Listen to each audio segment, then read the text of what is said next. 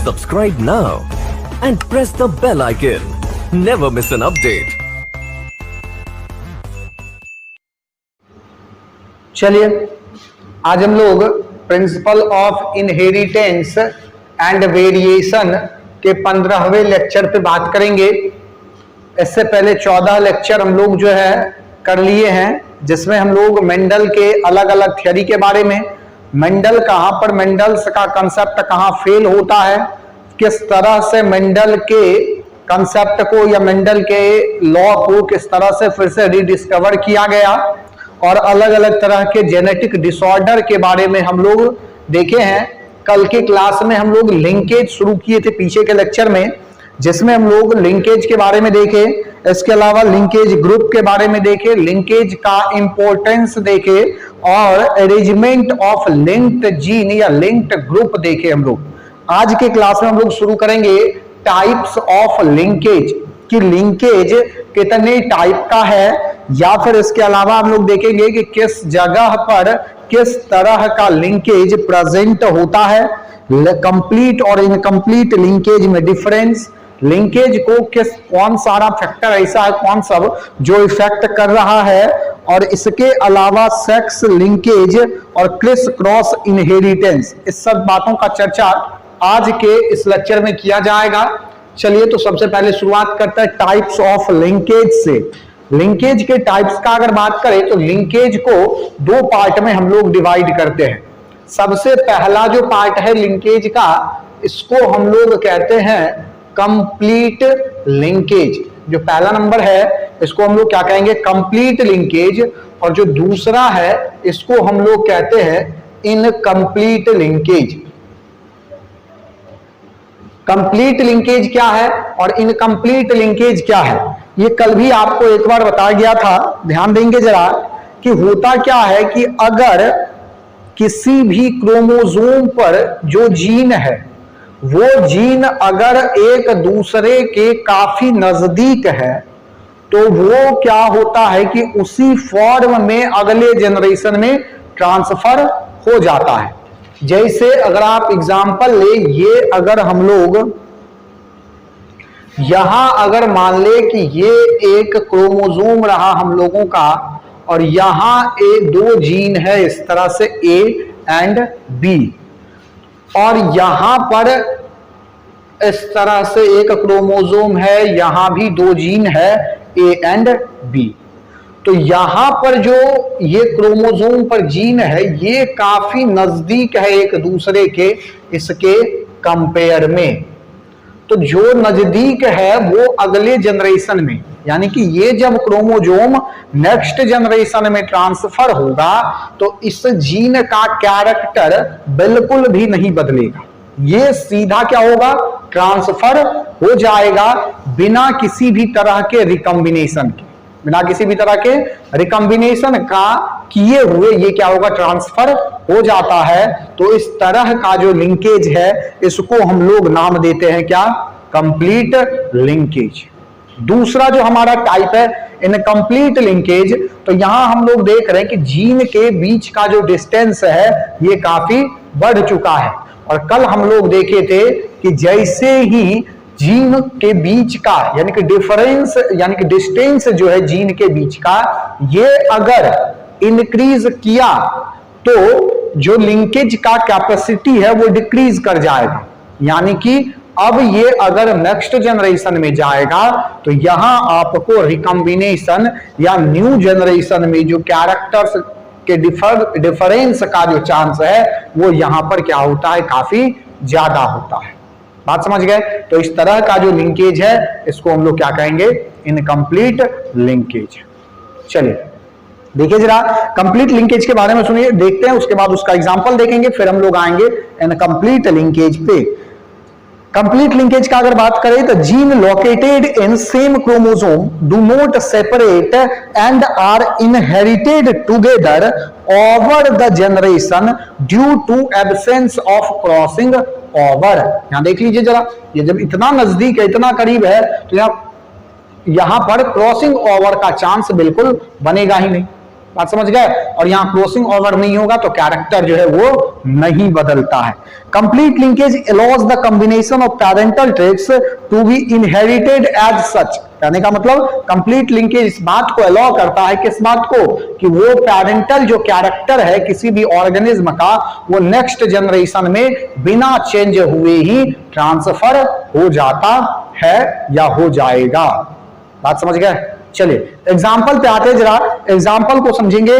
Complete dominance इन male Drosophila, complete dominance इन male Drosophila. और इसके बाद हम लोग आएंगे इन कंप्लीट लिंकेज पे।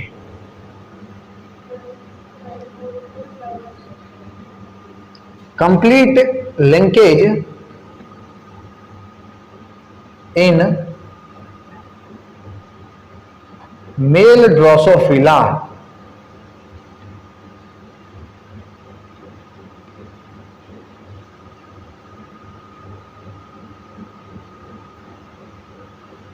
मेल ड्रोसोफिला में कंप्लीट लिंकेज का एग्जाम्पल देखिए। मेल ड्रोसोफिला में ही केवल आपको मतलब देखिए एक बात ये समझिए कि कंप्लीट लिंकेज जो है ये आपको रेयर ऑफ रेयरेस्ट देखने के लिए मिलता है। बहुत ही कम केस ऐसा होगा जहां पर कंप्लीट लिंकेज शो होता है। एक्सेप्शनल ऐसा केस आपको देखने के लिए मिलता है। हर जगह इनकम्प्लीट लिंकेज ही यानी कि रिकॉम्बिनेशन क्रॉसिंग ओवर ही आपको देखने के लिए मिलेगा, लेकिन ये complete linkage rare of rarest देखने के लिए मिलेगा। और ये मेल ड्रोसोफिला में एक जो है इस तरह का कंडीशन आपको देखने के लिए मिलता है। तो देखते जरा कि किस तरह से मेल ड्रोसोफिला में कंप्लीट लिंकेज हम लोगों को देखने के लिए मिलता है। चलिए, red eyed normal wing homologous female drosophila को हम लोग क्रॉस करते homozygous recessive purple eyed and vestigial wing male के साथ। ध्यान देंगे जरा, क्रॉस को समझेंगे, वहां जो लिखा हुआ है वो भी वही कह रहा है। Red eyed normal wing, red eyed normal wing homologous female drosophila, यानी कि इसको हम लोग डिनोट करें, अगर ये डोमिनेंट है तो हम लोग इसको कैपिटल भी पी और कैपिटल भी से क्या करेंगे, डिनोट करेंगे। कैपिटल पी, कैपिटल भी, कैपिटल पी, कैपिटल भी। इसका क्रॉस हम लोग किसके साथ कराएं? इसका क्रॉस अगर कराया जाएगा recessive purple eyed and vestigial winged male के साथ, तो small p, small p, small v, small p, small v, इसके साथ अगर हम लोग क्रॉस कराए तो ध्यान देंगे नॉर्मल कंडीशन आपको क्या देखने के लिए मिलेगा, F1 जनरेशन क्या देखने के लिए मिलेगा, यही रिजल्ट। क्योंकि मेंडल्स का लॉ क्या कहता है कि अगर आप डोमिनेंट और रिसेसिव कैरेक्टर को मिलाएंगे तो जो आपका रिजल्ट आएगा वो डोमिनेंट आएगा। क्योंकि टॉल और ड्वार्फ दोनों को मिलाए थे तो टॉल मिला था F1 जनरेशन में, तो यहां पर ये डोमिनेंट, ये कह रहा है कि ये डोमिनेंट है और ये रिसेसिव होगा, तो ये वाला रिजल्ट हम लोगों को देखने के लिए मिलेगा। यानी कि the progeny of F1 generation individual are heterozygous red eyed and normal wing. मतलब अब जब इसका आप क्रॉस करेंगे तो देखिए जरा क्या आपको देखने के लिए मिलता है। तो यहां पर अगर आप देखें तो पी भी और पी भी और क्रॉस करवा दीजिए तो capital P small P, capital भी स्मॉल भी। यानी कि ये जो आपको रिजल्ट देखने के लिए मिल रहा है वो वैसा रिजल्ट नहीं है जो हम लोग एक्सेप्ट कर रहे थे।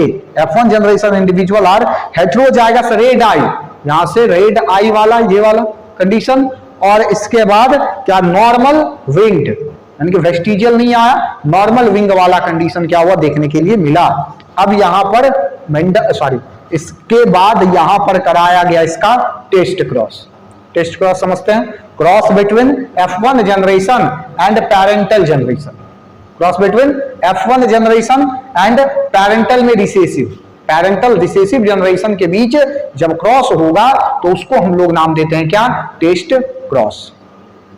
बात समझ गए। यानी कि अब आप इसका क्रॉस कराएंगे इसके साथ, यानी कि capital P small P, capital भी स्मॉल भी, या कैपिटल पी कैपिटल भी स्मॉल पी स्मॉल भी का क्रॉस कराइए इसके साथ। तो देखिए जरा कैपिटल भी, स्मॉल भी का क्रॉस आप करा देंगे किसके साथ? स्मॉल पी क्रॉस कराइए। एक रिजल्ट आपको, रिजल्ट क्या देखने के लिए मिलेगा? एक यहां से और एक ये, यानी कि कैपिटल और दोनों पी के, एक पी कैपिटल एक पी स्मॉल, एक भी कैपिटल एक भी स्मॉल, इसको इसके साथ कराएंगे फिर वही रिजल्ट, सेम रिजल्ट, और यहां कराएंगे तो फिर वही यहां कराएंगे तो स्मॉल भी और स्मॉल भी यहां भी कराएंगे तो वही रिजल्ट। यानी कि टोटल जो आपको रेशियो देखने के लिए मिलता है वो क्या? 1:1 का रेशियो, यानी कि दो क्या है? ये कैपिटल वाला और दो आ रहा है स्मॉल वाला। यानी कि रेशियो आपको क्या मिलना चाहिए था? जनरल कंडीशन में आपको जो है रेशियो क्या मिलता है? 3:1। F2 जनरेशन का रेशियो मिलता है 3:1। ये देखो, इधर देखो, ऐसे समझिए। इसको क्रॉस कराए इसके साथ, करवा दीजिए, रिजल्ट आपको मिलेगा capital P small P, capital भी स्मॉल भी। ये तो समझ में आया ना कहानी? अब देखिए इसको करवाइए इसके साथ तो सेम रिजल्ट नहीं आएगा क्या? तुमको ऐसा नहीं लग रहा है सेम रिजल्ट आएगा? क्योंकि यहां भी तो सर कैपिटल भी स्मॉल भी है, तो यहां भी तो वही था रिजल्ट क्वेश्चन, तो यहां दोनों का सेम आया। ठीक है, तो दो मान लेते हैं, 2 50% अगर, और यहां पर देखिए अब स्मॉल भी का करवाइए स्मॉल भी के साथ, तो स्मॉल भी, यानी कि 1:1 का रेशियो, जबकि ऐसा रिजल्ट नहीं आना चाहिए था। आना चाहिए था क्या? 3:1। इसमें से कोई जो है क्या होता जी, फिनोटाइप, अगर फिनोटाइप देखते तो कोई 3 होता और कोई 1 होता, लेकिन ऐसा नहीं आ रहा है। 1:1 का रेशियो अगर आ रहा है तो ये क्या दिखाएगा? Similarly during in breeding of F1 individual recombinant type of are absent, यानी कि नया कोई भी जनरेशन मिल ही नहीं रहा, क्योंकि यही तो आपको रिजल्ट यहां भी मिल रहा था। देखिए जरा, बात समझ रहे हैं कि 1:1 का जो रेशियो आपको मिल रहा है वो रेशियो पीछे वाले ही किसी से आ रहा है, नया टाइप का कुछ भी आपको देखने के लिए यहां नहीं मिलता है। ये दर्शाता क्या? ये क्या दिखा रहा है? ये दिखा रहा है there was no crossing over which individual that the linkage in male drosophila was complete, यानी कि कोई भी नया फॉर्म आपको देखने के लिए नहीं मिला। यही यहां पर दिखाता है कि कंप्लीट लिंकेज क्या हो रहा है? शो हो रहा है। कंप्लीट लिंकेज पहले समझिए, उसके बाद ये समझ में आएगा। कंप्लीट लिंकेज का कहना है कि कोई भी नया कैरेक्टर आपको देखने के लिए नहीं मिलेगा, बस।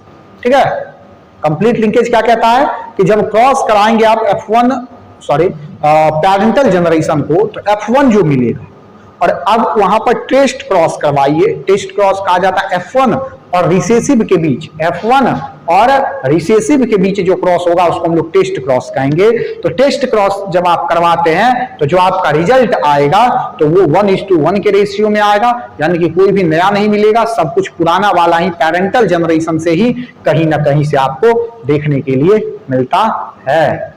पैरेंटल जनरेशन से कैसे मिला देखोगे, ध्यान दो, देखो capital P small P, capital भी स्मॉल भी, यहां यही नहीं मिला है F1 जनरेशन में, नहीं मिला।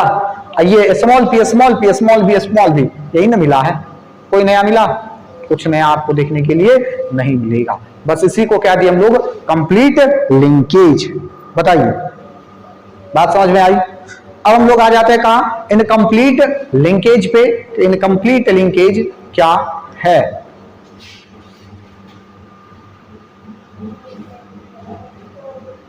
चलिए देखिए जरा, अगर हम लोग बात करें इनकम्प्लीट लिंकेज का, तो इनकम्प्लीट लिंकेज किसको कहेंगे? Linkage is incomplete when new और non parental combination of linked gene are also formed, यानी कि अगर पैरेंटल जनरेशन का क्रॉस हुआ और रिकॉम्बिनेशन हो गया, या नया ऑर्गेनिज्म जो आगे जो ऑर्गेनिज्म बन रहा है, ऑफस्प्रिंग बन रहा है, वो नया कैरेक्टर में अगर डेवलप कर दिया, तो इस तरह के लिंकेज को हम लोग क्या कह देंगे? Incomplete linkage. बात समझ गए? इस तरह के लिंकेज को हम लोग क्या कह देंगे? इनकम्प्लीट लिंकेज जो है नाम देते हैं। It is due to crossing over and hence produced recombinant progeny beside the parental type. The number of recombinant individual usually less than the number expected in independent assortment. In independent assortment, all the 4 types are each 25%. Independent assortment क्या क्या कहा था कि gamete बनाने से पहले क्या होगा कि पेरेंट में 2 अलग अलग पेरेंट का कैरेक्टर रहेगा, लेकिन गैमेट बनाते समय वो क्या होगा, इंडिपेंडेंटली असॉर्ट कर जाता है, अलग हो जाता है। ध्यान दो जरा, याद करो independent assortment, law of independent assortment. ये कहता है कि अगर टॉल और ड्वार्फ F1 जनरेशन में एक साथ है, F1 जनरेशन में T और कैपिटल T स्मॉल t एक साथ है, तो गैमेट बनाते समय क्या होगा, कैपिटल T स्मॉल t एक साथ नहीं रहेगा, वो अलग हो जाएगा। बात समझ गए। लेकिन यहां पर इनकम्प्लीट लिंकेज क्या कहता है, इस तरह का केस आपको देखने के लिए नहीं मिलेगा। इन case of linkage each of 2 parental type is more than 25% while each of recombinant type is less than 25%।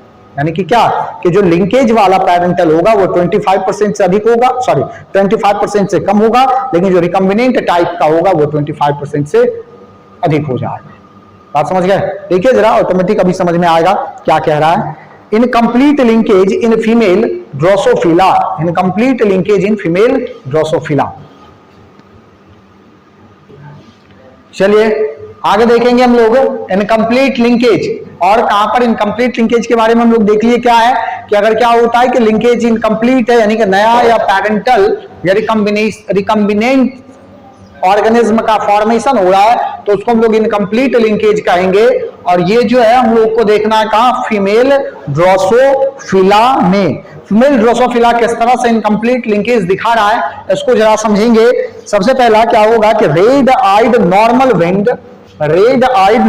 Wing और wild type dominant homozygous female drosophila, यानी कि कैपिटल P और कैपिटल V को क्रॉस कराया जाएगा किसके साथ, cross to homozygous recessive purple eye and vestigial winged male, यानी कि स्मॉल p और स्मॉल v के साथ क्रॉस कराया जाएगा। तो F1 जो प्रोजेनी आएगा हमारा, यानी कि the progeny of F1 individual are heterozygous red eyed and normal winged. क्या होगा, red eyed and normal winged, यानी कि यहां से आपका ये रिजल्ट आया कैपिटल P कैपिटल V, और यहां से रिजल्ट आएगा आपका स्मॉल p और स्मॉल v। ध्यान देंगे, ये रिजल्ट आपको देखने के लिए मिलेगा। यहां समझिए, ये जो कैपिटल P कैपिटल V और capital small p small v है, ये क्या है। तो पहले कैपिटल B का अगर हम लोग बात करें तो रेड आई नॉर्मल विंग्ड, ये क्या है, रेड आई और नॉर्मल विंग्ड, और ये क्या है, स्मॉल p स्मॉल v जो ये क्या है, पर्पल आई वेस्टिजियल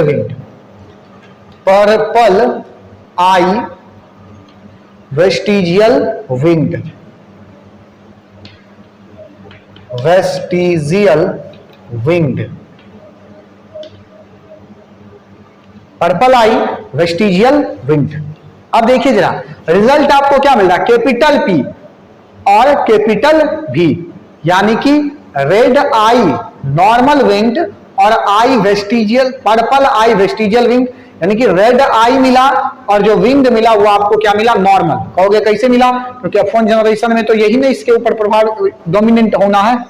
तो क्या होगा कि जो रिजल्ट आपको मिलेगा ये हेटेरोजाइगस, अभी होमोजाइगस में ही है, अब ये किस फॉर्म में आ गया, हेटेरोजाइगस कंडीशन में आ। अब इसका कराएंगे हम लोग क्या, टेस्ट क्रॉस F1। यहां तक का बात क्लियर, बोलो। अब देखिए जरा इसके बाद अगर हम लोग द प्रोजेनी और F1 individual are heterozygous red eye normal winged, ये होगा ना हेटेरोजाइगस कंडीशन में, ये होमोजाइगस है ना जी। अरे डोमिनेंट और रिसेसिव, मेंडल का लॉ लगा रहे हैं, कुछ नहीं चल रहा है, मेंडल का नियम लगाइए ना। मेंडल्स का लॉ ऑफ डोमिनेंस क्या कहता है कि अगर आप क्या करते हैं कि एक डोमिनेंट एक रिसेसिव को क्रॉस कराएंगे तो रिजल्ट जो आपका आएगा वो डोमिनेंट होगा। तो डोमिनेंट हो गया, यहां होमोजाइगस में था, अब ये क्या होगा, हेटेरोजाइगस में होगा। ध्यान देंगे जरा, F1 female flies are test cross with homozygous recessive male, यानी कि टेस्ट क्रॉस करवा दीजिए अब इसका आप। तो कैपिटल P कैपिटल मिला, कैपिटल भी, स्मॉल भी क्रॉस होगा इसका किसके साथ, small p, small v, small p, small भी, यही ना आपका रिसेसिव। तो क्रॉस कराएंगे तो रिजल्ट अब आपको पता है, रिजल्ट जो है यहां निकलेगा कितना, 16 निकलेगा ना, F1 है ना ये, F2 में 16 प्रोडक्ट आपको मिलेगा, क्योंकि ये अलग होगा, ये फिर अलग होगा, ये भी अलग होगा, ये भी अलग होगा, capital P small P, capital भी स्मॉल भी, दोनों का क्रॉस होगा, 4 रिजल्ट निकलेगा और फिर उसमें से आपको जो है मिलता था नॉर्मल रेशियो। ध्यान दीजिए, अब यहां आपको क्रॉस नहीं करवा के दिखा जा रहा है, क्रॉस नहीं करवाया जाएगा पूरा कि क्या रिजल्ट आपको आ रहा है, आपको हमको जो समझाना है वो इनकम्प्लीट लिंकेज। जो हमारा रिजल्ट डायहाइब्रिड क्रॉस का है वो क्या था, डायहाइब्रिड क्रॉस का रिजल्ट था हमारा, जीनोटाइप अगर निकालते थे तो 1:2 यानी कि 12 24 12 12 1 सबके बीच में आपको रेशियो का लगा देना है चिन्ह, ठीक है। और फिनोटाइप हमारा 9:3:3:1 का रेशियो मिल रहा था। लेकिन यहां पर अगर हम लोग बात करें, it does not yield the ratio of 1:1:1:1, ये ना तो वैसा रेशियो शो करेगा जो हम लोग को डायहाइब्रिड में मिल रहा था और ना ऐसा रेशियो शो करेगा जहां आपको 1:, मतलब 4 जो मिला था वो सारा का सारा क्या मिला था, 1:1 के रेशियो में। ये दोनों में से कुछ नहीं दिखाएगा, यहां पर जो आपका रिजल्ट देखने के लिए मिलेगा, instead the ratio comes out to be 9:1, ratio जो आपको देखने के लिए मिलेगा 9:1:1:8। This so the two genes did not segregate independently of each other, यानी कि ये रेशियो क्या दिखा रहा है कि कहीं ना कहीं कुछ ऐसा क्रॉस हुआ है कभी, जब क्या हुआ है कि ये दोनों सेपरेट नहीं हो पाया है, ये दोनों सेपरेट नहीं हो पाया है और रिजल्ट क्या हुआ है, मिल चुका है। ध्यान देंगे, only 9.3% recombinant type were observed, 9.3% जो है वो क्या होगा कि रिकॉम्बिनेंट टाइप ऑब्जर्व होगा, is quite different from 50% recombinant in case of independent assortment. 50% जो इंडिपेंडेंट असॉर्टमेंट में मिल रहा था उसके कंपैरिजन में ये थोड़ा सा ही डिफरेंस आपको रिजल्ट देखने के लिए मिलता है। बात समझ गया, this show that the oocyte of F1 generation only some the chromatid undergo. देखिए अब जो भी वहां लिखा हुआ है वो सब इसी का पुष्टि कर रहा है कि यहां पर हम लोग को पता चल रहा है कि अगर इंडिपेंडेंटली असॉर्ट हो जाता, इंडिपेंडेंटली असॉर्ट होता तो 9:3:3:1 का रेशियो यहां मिलता आपको, लेकिन यहां नहीं मिला ऐसा रेशियो। यहां पर अगर कंप्लीट लिंकेज हो जाता तो हमको 1:1 का रेशियो देखने के लिए मिलता। तो ना तो इंडिपेंडेंट असॉर्टमेंट वाला मिल रहा है और ना ही कंप्लीट लिंकेज वाला मिल रहा है। ये क्या दिखा रहा है, ये खुद ही अलग एक कैरेक्टर को डेवलप कर दिया है और इस तरह की चीजों को हम लोग क्या कहेंगे, इनकम्प्लीट डोमिनेंस। इनकम्प्लीट डोमिनेंस काफी ज्यादा जगहों पर है, लेकिन हम लोगों को उसके बारे में अब ज्यादा नहीं जानना है। स्वीट पी में है incomplete linkage in Drosophila for body colour and I colour को लेकर के किया जाता है। अब अलग अलग तरह का चीज आपको अलग अलग देखने के लिए मिल सकता है। अब आप जब उसको पढ़ेंगे तो वहां पर आपको यही सारा रिजल्ट सब कुछ वहीं पर लिखा हुआ मिलेगा। हम एक एग्जांपल लेकर के आपको बता चुके हैं कि इनकम्प्लीट लिंकेज और कंप्लीट लिंकेज किस तरह से यहां देखने के लिए हम लोगों को मिलता है। बात समझ गए? आपको केवल ये समझना, अगर आप यहां गैमेट निकालना सीख रहे हैं तो सारा कुछ जो है वो क्या होगा, क्लियर हो जाएगा। सारा कुछ जो है वहां क्या होगा, क्लियर हो जाता है।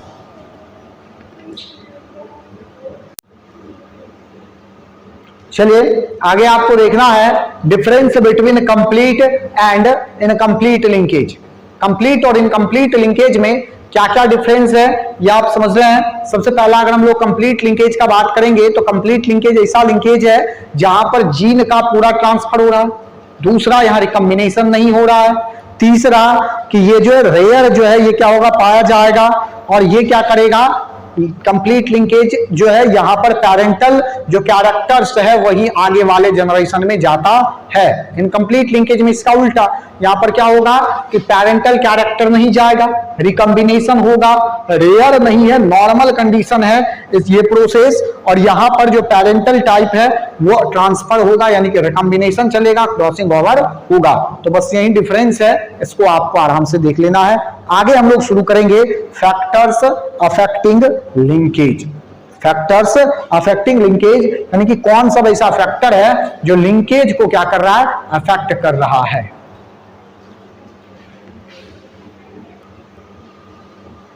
चलिए आगे हम लोग देखेंगे फैक्टर्स अफेक्टिंग लिंकेज। फैक्टर्स क्या सब है जो लिंकेज को अफेक्ट करता है। तो सबसे पहला फैक्टर होगा एज।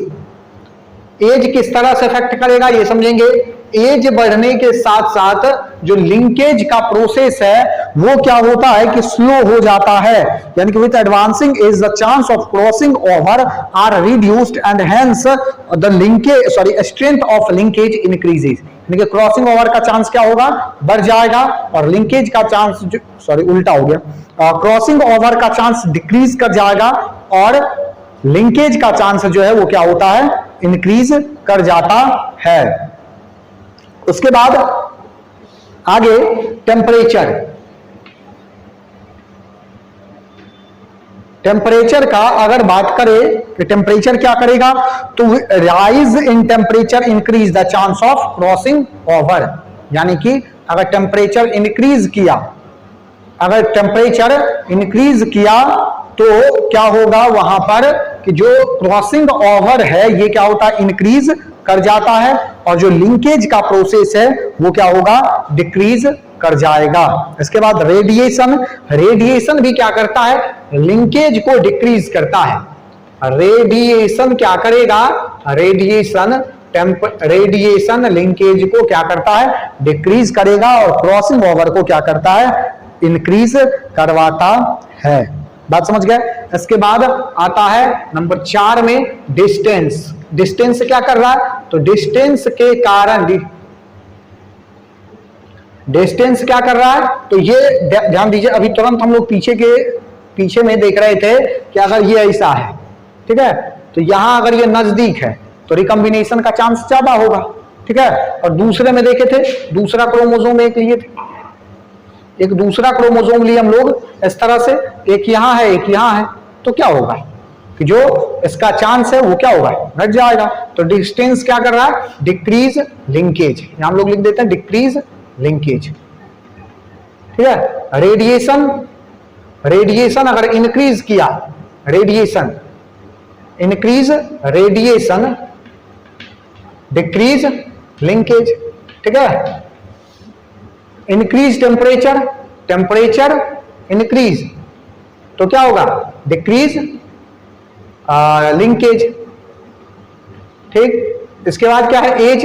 इंक्रीज एज, एज अगर इंक्रीज करेगा तो लिंकेज भी क्या होगा, इंक्रीज करेगा। यानी कि क्रॉसिंग ओवर घट गया ना, क्रॉसिंग ओवर का चांस घटेगा तो यहां ये क्या होगा, इंक्रीज कर जाएगा। क्रॉसिंग ओवर का चांस अगर डिक्रीज किया तो लिंकेज ऑटोमेटिक क्या होगा, इंक्रीज कर जाता है। चलिए, तो यही कहानी है जो फैक्टर्स, यही फैक्टर्स है जो लिंकेज को क्या कर रहा है, अफेक्ट कर रहा है। चलिए आगे हम लोगों के पास टॉपिक है सिग्निफिकेंस ऑफ लिंकेज। लिंकेज का सिग्निफिकेंस क्या है, तो विशेषता आप कह सकते हैं, यानी कि मतलब लिंकेज क्यों जरूरी है, लिंकेज जरूरी क्यों है। तो सिग्निफिकेंस ऑफ लिंकेज का बात करते हैं।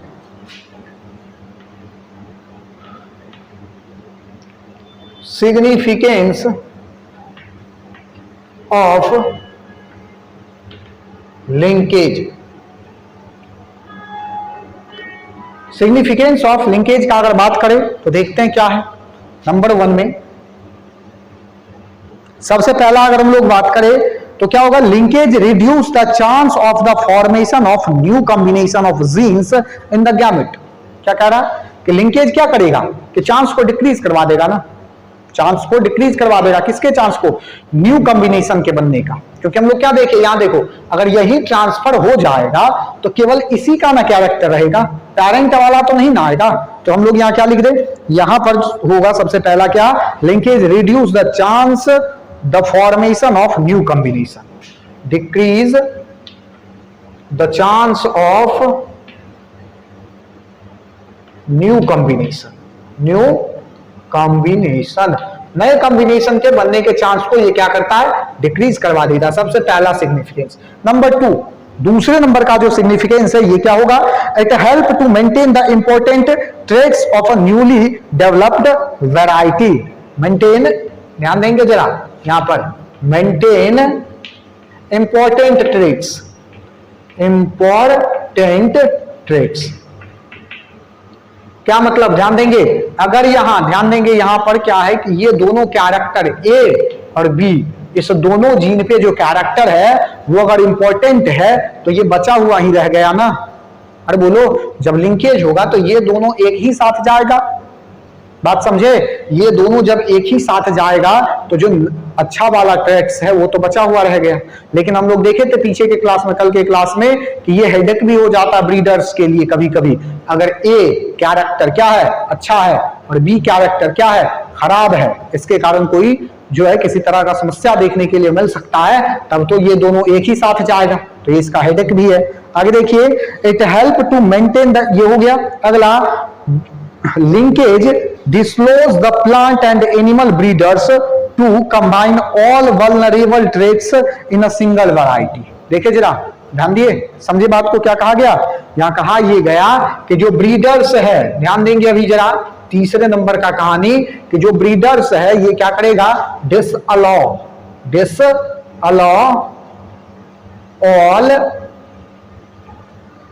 disallow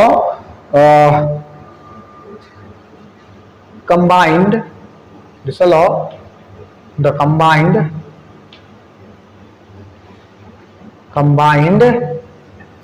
all important variety,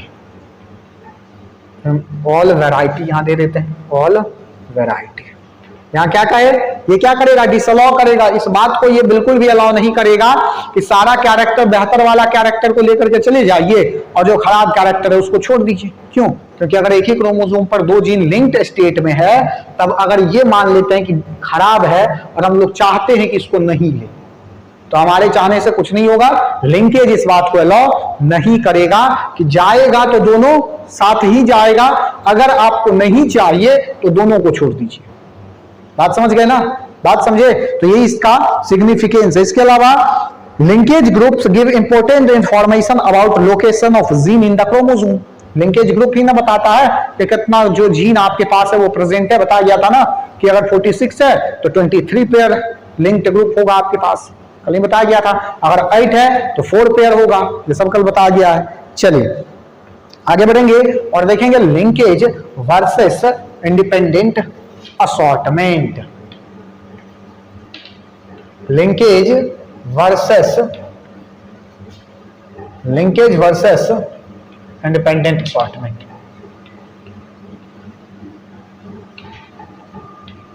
independent assortment, linkage versus independent assortment.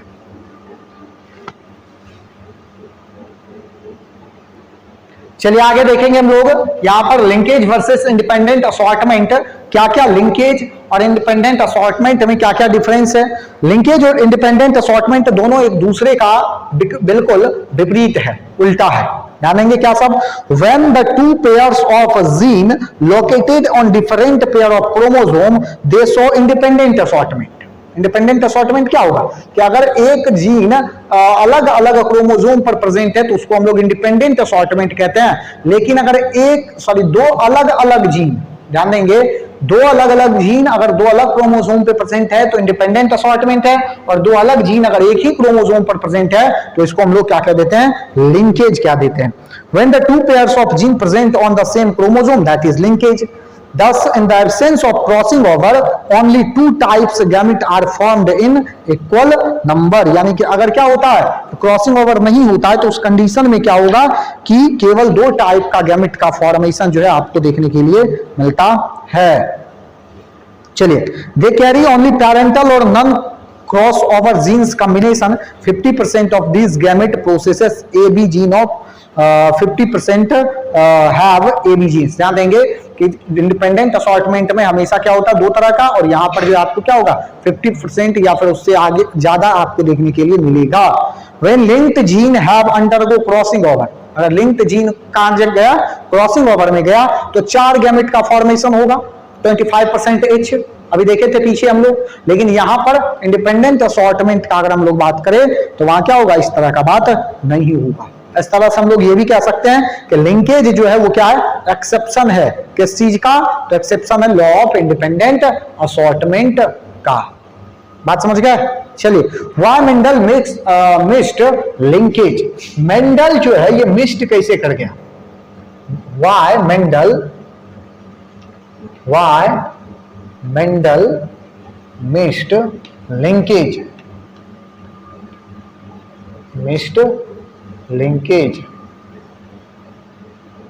Mendel जो है लिंकेज को मिस क्यों किए? तो ध्यान देंगे, सबसे पहला मेंडल कुड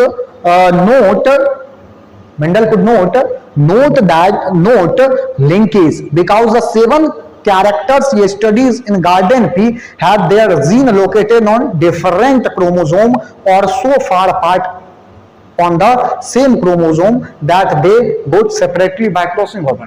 कहने का मतलब क्या? सबसे पहला कि मेंडल जब जिस मटर पे गार्डन पी पे वो अपना एक्सपेरिमेंट किए, उसमें कॉन्ट्रास्टिंग कैरेक्टर था। कॉन्ट्रास्टिंग कैरेक्टर मतलब अलग अलग क्रोमोसोम पर सारा कैरेक्टर आपको देखने के लिए मिलता था, तो लिंकेज का कहीं चांस ही नहीं था। जब उतना दूर सेपरेट है तो लिंकेज क्या? अभी देख रहे थे ना कि डिस्टेंस जो होगा कहां गया? डिस्टेंस डिक्रीज किया, सॉरी डिस्टेंस इंक्रीज करेगा तो लिंकेज डिक्रीज कर जाएगा। तो इतना दूर है तो लिंकेज का तो कहीं चांस ही नहीं बना। दूसरा, garden pea have 7 pair of chromosome, उसके पास 7 पेयर क्रोमोसोम था, इसके कारण भी मेंडल को इस तरह का पता नहीं चला। Genes for seed colour and flower colour are located on same chromosome but far apart. एक ही जगह प्रेजेंट था सीड कलर के लिए और फ्लावर कलर के लिए, लेकिन इतना ही दूर था कि वो लिंकेज शो नहीं कर रहा था। ठीक है, आगे देखिए, genes for plant height and pod form show linkage in garden pea में ये इसका चांस था देखने का, लेकिन ये आपको नहीं मिला। बात समझ गए? चलिए, it was only a chance that Mendel had not selected these linked characters for this dihybrid cross. ये मेंडल का किस्मत भी रहा कि मेंडल को नहीं मिला। अगर मिल गया होता तो आज मेंडल का थियरी सही नहीं होता, क्योंकि वो लिंकेज दिखा देता ना। फिर independent assortment, dominant, law of dominant, ये सारा फेल पहले ही हो गया था। बात समझ गए? तो ये मेंडल के लिए क्या हुआ? ठीक ही रहा। बात समझ गए? चलिए आगे बढ़ेंगे हम लोग। सेक्स लिंकेज और सेक्स लिंक्ड इनहेरिटेंस क्या है देखेंगे जरा। सेक्स लिंकेज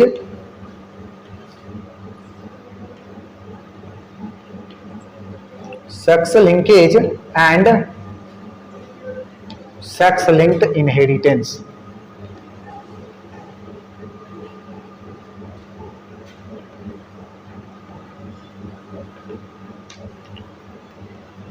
देखिए जरा क्या है सेक्स लिंकेज और सेक्स लिंक्ड इनहेरिटेंस।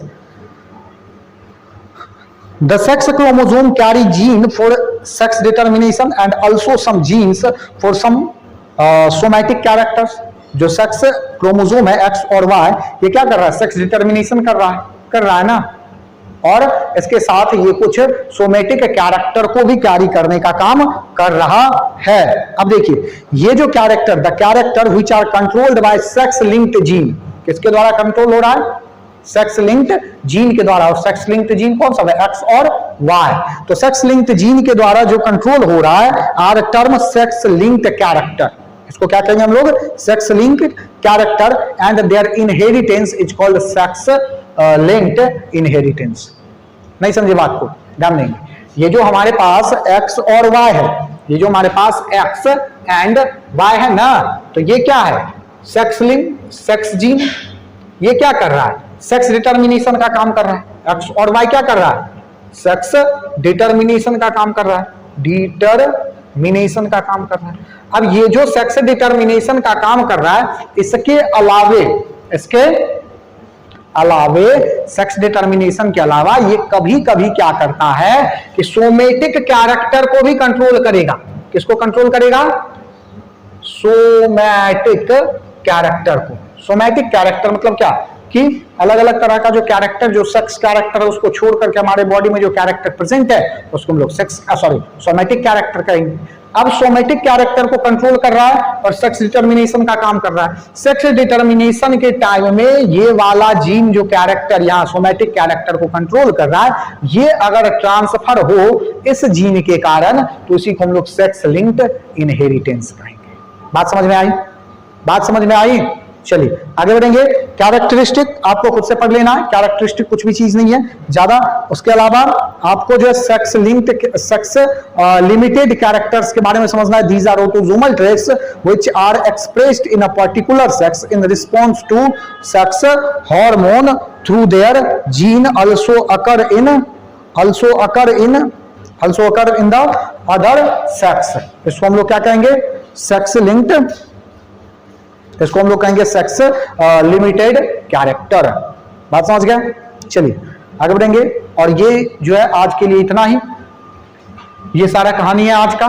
बाकी का बात अगली क्लास में हम लोग ह्यूमन जेनेटिक डिसऑर्डर के मेंडेलियन डिसऑर्डर का चर्चा शुरू करेंगे, क्योंकि क्रोमोसोमल डिसऑर्डर हम लोग पीछे पढ़ चुके हैं। आज के क्लास में हम लोग linked chromosomal theory of inheritance के बाद ये दूसरा लेक्चर था इसका, मॉडर्न जेनेटिक्स का ये 5वां लेक्चर हम लोग कवर कर लिया आज। आगे की क्लास में, आने वाले क्लास में हम लोग मेंडेलियन डिसऑर्डर्स डोमिनेंट और रिसेसिव फॉर्म में क्या है, और उसके बाद पेडिग्री एनालिसिस पढ़ेंगे। यही 2 टॉपिक हमारा इस चैप्टर में अब बचा हुआ है। बाकी का बात आगे आने वाले लेक्चर में करेंगे। तब तक के लिए जय हिंद, जय भारत।